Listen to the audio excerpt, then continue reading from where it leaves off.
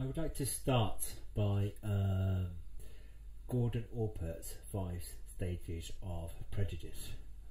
Now, I'll explain why I'm starting with this later on.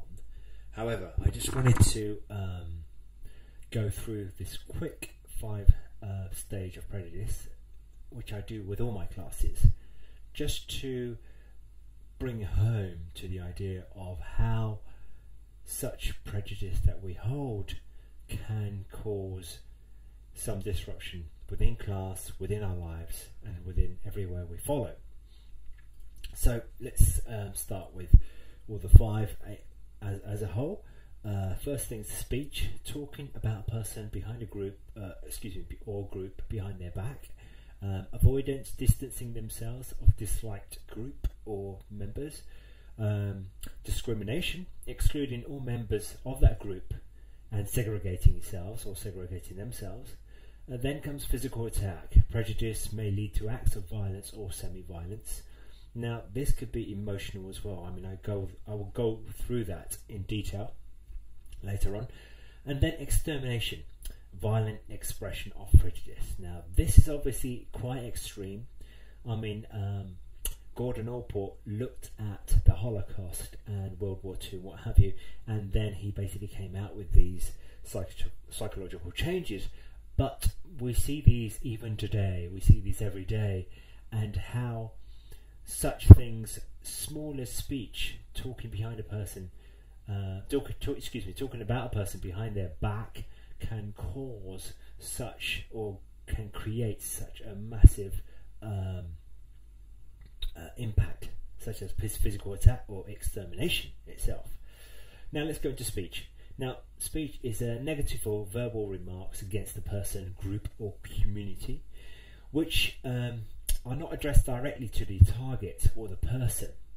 Generally referred to as talking behind someone's back, where someone says, "Oh, I hate the way he or she speaks," and then all of a sudden you'd whisper something in someone else's ear, and then it starts causing a person's psychological view within the cognitive mind of the other person who's receiving it. Then comes avoidance. Obviously, when someone's telling you about something, then you start avoiding that specific individual. At this level, people seek to avoid the group or individual who have been stereotyped, like speech. This seems harmless at the beginning. One has the right to choose one's friends, I agree, and choosing not to be friends with a particular group or people does not seem so awful. But the trouble is that lack of contact and friendship with a group or person leads to ignorance about them, or about the way they are, the way they behave. And ignorance in turn leads to stereotyping, fear and prejudice. Okay? And then comes acts of discrimination, where the group start talking about the person behind their back, start laughing at them, and the unwanted group or individual is now kept out of some social circles. Gordon Allport basically went on to neighbourhoods, shopping areas, social clubs, schools, churches, gatherings, places, what have you. But in the context of our classes, we'll talk about social circles more. There are unwritten laws that are enacted to enforce such discrimination, i.e. we don't allow such people within our group, blah blah blah. Yes, you may not say that out loud, but the general consensus is quite interesting how that does happen within groups. And you may have noticed this yourselves, something may bring home to some of your own experiences throughout your lives that's happened. And then Gordon Allport put as physical attack. Now, it may take the form of gang war. Within Gordon Allport's results, he went on to gang warfare resulting from prejudice, or take the form of defacing buildings or places of worship. And we don't have to go that far to see where physical attack actually comes from. I mean, look at football hooliganism, for example. My team, your team, blah blah blah, and that's a perfect example of how this in turn becomes a physical attack.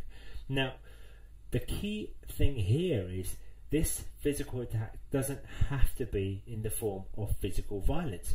It can also be in the form of emotional or psychological harm. and that alone is assault, physical assault, because it's causing a psychological harm to that person, and as a result, an emotional harm. Okay. Then, just to finalise it off, basically, Gordon Allport went on to extinction. The final step escalates from murder to genocide, which obviously he was actually looking into the genocide of the Jewish community.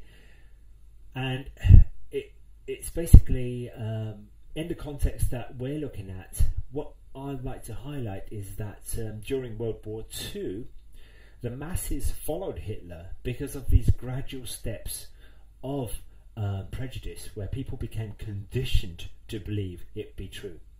Now, the Nazis were not Nazis because they were, totally towards the Hitler's type of frame of mindset. No, they were actually very, well-respected people, and they were conditioned to become that way inclined simply because they were just following these 5 steps. And gradually, before they knew it, they were conditioned to follow, and they were known as Nazis. Now, how does this, why do we start with this? It's basically just to give you a quick insight into how our minds work and how prejudice works.